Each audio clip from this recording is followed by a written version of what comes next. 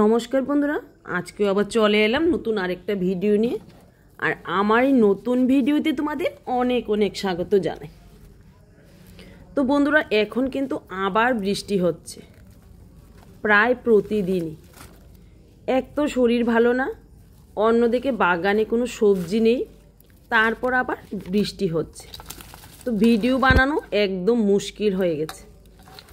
যাই হোক, দেখো এখানে অনেকগুলি কিচেন ওয়েস্ট জমলো, তো এগুলিকে নিয়ে চলে এলাম আর এই বক্সে দিয়ে দিলাম। আর এখানে দেখো কয়েকটা ডাঁটা শাক আছে, তো শাকগুলিকে তুলবো না, একটু বড় হোক তারপর তুলব। আর এই ছোট্ট লঙ্কা গাছটিতে দেখো কত সুন্দর লঙ্কা হয়েছে, তবে গাছটা যদি না কোঁকড়াতো আমার মনে হয় আরও লঙ্কা হতো। আর লঙ্কাগুলি দেখো অনেকটা সুন্দর। আর এই যে কালো লঙ্কাগুলি খেতে কিন্তু প্রচণ্ড ঝাল। যাই হোক, দেখো গাছটা কুঁকড়ে গেছে, তো কুঁকড়ানো পাতাগুলিকে ছিঁড়ে ফেলে দেব। এর মধ্যে আর কোনো আমি ঔষধ দেব না। আর এর মধ্যে কি, আমি তো আমার বাগানে কোনো ঔষধই, রাসায়নিক বলো আর জৈব বলো, কোনো ঔষধই স্প্রে করি না। এমনিতে কিন্তু আমার বাগানটা সুন্দর থাকে। হ্যাঁ, একদম যে নষ্ট হয় না তাও নয়, মাঝে মধ্যে একটু রোগবালাই আক্রমণ করে, তাতে আমি ঘরোয়া পদ্ধতিতে কিছু একটা দিয়ে দিই, তাতেই কিন্তু আবার সুন্দর হয়ে যায়। তো দেখো এর থেকে কয়েকটা লঙ্কা পেয়ে গেল।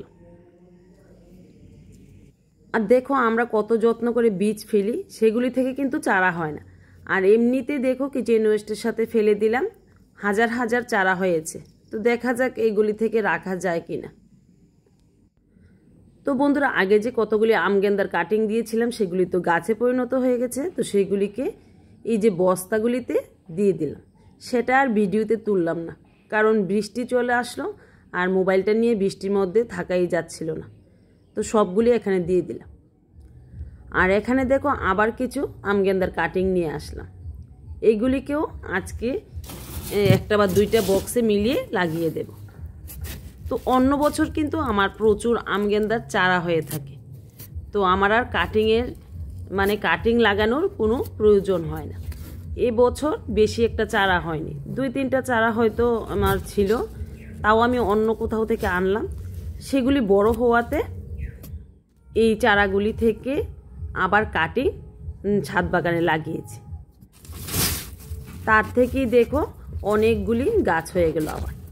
তো আজকেও কতগুলি ছোটো ছোটো করে ডালা কেটে লাগিয়ে দিলাম, তো এর থেকেও আবার গাছ হবে। তো বন্ধুরা, এবার চলে এলাম নিচের বাগানে। আর দেখো এত তো বৃষ্টি হচ্ছে, তারপরও এই যে লাল শাকগুলি ভেবেছিলাম তো আর হবে না, ভালোই কিন্তু হয়েছে।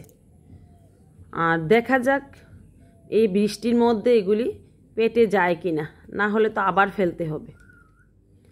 আর এখানকার যে পেঁপের চারাটা দিলাম, এটা মনে হয় বেঁচে গেছে। আর এখানে যে কচু শাকগুলি, আজকে চলো কয়েকটা কচু শাক নিয়ে নিই, তবে এখান থেকে নেব না। এই যে বাড়ির পেছনে দেখো, মানে ঘরের পেছনে কয়েকটা কত বড় বড় কচু শাক হয়ে রয়েছে, দেখো দেখলেই মনটা ভরে যায়, এমনিতেই হয়ে রয়েছে। তো এখান থেকে নিয়ে নিলাম, দেখো কত বড় বড় কয়েকটা কচু শাক।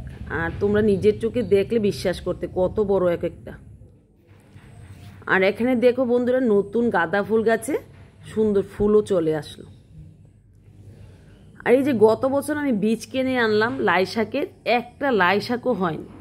তো এটা দেখো আপনা থেকেই হয়েছে, হয়তো কোথাও থেকে বীজ পড়লো, আর এর থেকেও দেখো কি সুন্দর বীজ চলে আসলো। তো এই বীজগুলিকেও শুকিয়ে রেখে দেব। আর তো মাত্র হাতে গোনা কয়েকটা দিন শীতের বীজ ফেলার, তো তখন এগুলিকে ফেলবো। আর কয়েকটা লাই গাছ হলেই হলো, এর থেকেই ঘরের খাবারটা হয়ে যায়। আর বন্ধুরা দেখো, গাছেতে অনেকগুলি পেয়ারা আসলো, কিন্তু এই যে বানরের জন্য একটা পেয়ারাও খাওয়া যায় না। তো যাই হোক, আজকে একটা দেখো কত বড় পেয়ারা পেয়ে গেলাম, দেখা যাক পেয়ারাটা ভালো কিনা। তো বন্ধুরা, এখন আর ভিডিও বানানো তেমন ইচ্ছে হয় না, কারণ বাগানে আর তেমন কোনো সবজি নেই, আর শুধু ঢেঁড়সই আছে।